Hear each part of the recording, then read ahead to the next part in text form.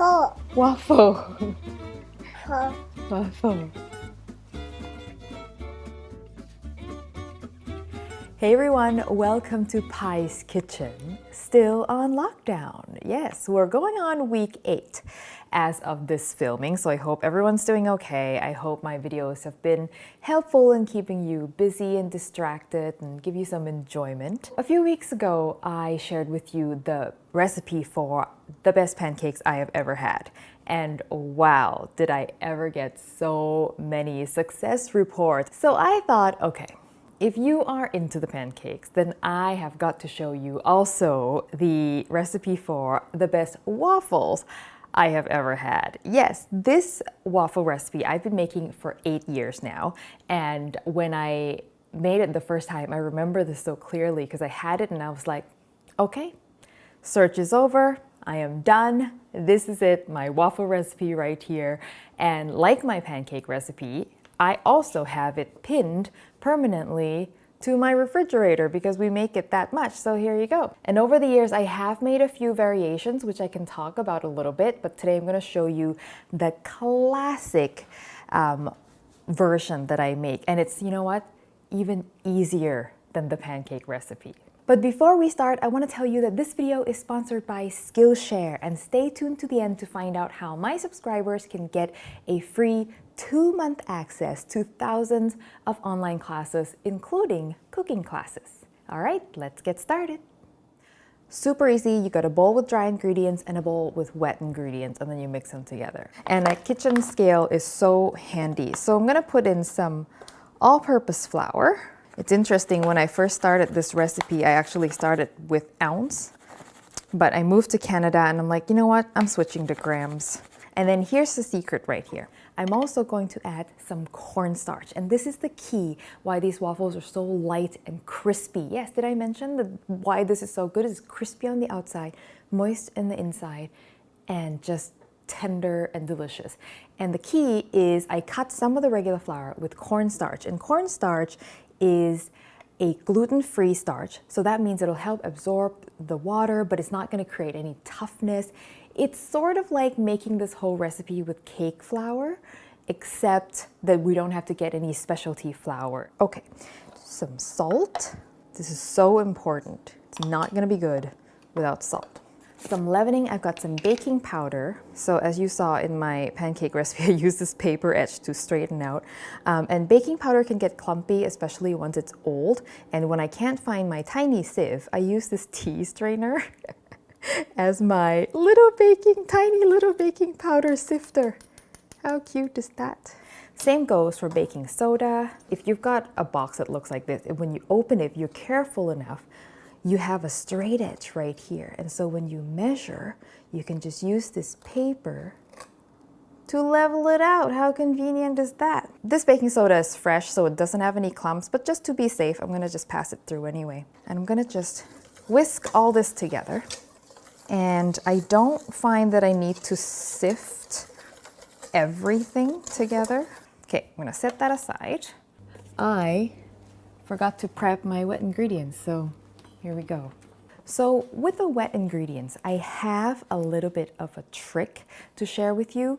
You want to measure things in this exact order. I need 3/4 cup of neutral flavored oil. I'm using avocado oil because it's neutral flavored and it is healthy. I only need 3/4 cup, but I'm going to use my 1 cup measure, and here's why. And I'm just eyeballing it. Mixing bowl. And now I'm going to measure 1 cup of yogurt right in this measuring cup that had the oil. And you know it, you know why this is genius. By the way, like my pancake recipe, the original called for buttermilk, but again, I never really have buttermilk sitting around, but I always have yogurt sitting around, so I modified it to call for yogurt. Now watch this. Whoop. And this is why we measured the oil in this cup. Just some regular milk, whatever milk you're drinking, as long as it's not skim. I drink lactose-free 2%, so that's what I use. You can do like soy milk, oat milk, whatever non-dairy milk as well. It's not super important. There we go. 2 eggs, And in my, oh, I didn't crack that very well. In my pancake recipe, I whipped the egg whites separately. But with waffles, I really find that it's not necessary because it's confined by the waffle iron, right? So things can only rise so much. 2 teaspoons of vanilla. Yes, I do 2 teaspoons of vanilla this time. 3 tablespoons of sugar. This is the key right here. I find that most waffle recipes that I'm not super happy with, they don't add enough sugar. And when there's not enough sweetness in the batter itself, you rely so much on the sweetness of all the toppings that you put in. If you've got a good level of base sweetness in the batter itself, then just the overall experience becomes better, and then you rely less on all the things that you have to put on afterwards. Actually, this one's so good that sometimes I just eat it plain. You know, only 3 tablespoons of sugar, but it's just sweet enough that I can like walk around with it, chasing baby around the house and just eat it on its own anyway. I'm just gonna whisk this together. What I should have done was whisk the eggs, put the eggs in the bowl first and whisk them first. Another thing I like about this recipe is one tool. You need one whisk and that's it. Always wet into dry. I mentioned this in my pancake recipe and somebody asked me, but why wet into dry? And it's because if you drop dry ingredients into wet, you get a lot of like dry clumps that are harder to work out. Because if you can imagine the wet ingredients just kind of envelopes the clumps of flour. In other words, it's a lot faster to mix when you pour wet into dry. And a few more whisks and I am done. Now, you don't want to overmix it. Little lumps are okay. What you don't want is just big clumps of dry flour. But if you just got tiny little lumps, that'll just bake away eventually. And that's it. How easy is that? And again, if you want to make this easy on you, you can mix all the dry ingredients the night before, mix all the wet ingredients the night before, and just make the waffles fresh in the morning. All right, let's cook it.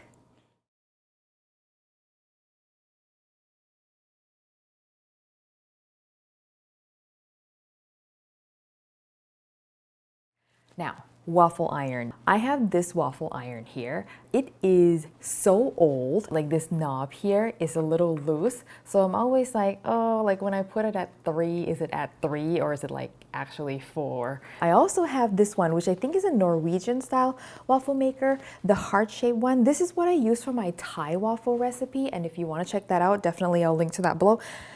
It's not as good for this recipe because the waffles come out super thin. And the thing about these waffles, what makes them good is they are moist and airy and light on the inside. So there's not enough room in these thin waffles for you to experience that airiness and the contrast between the crispy edge and the moist, tender inside. So I would say if you have this kind of waffle, stick to my Thai waffle recipe.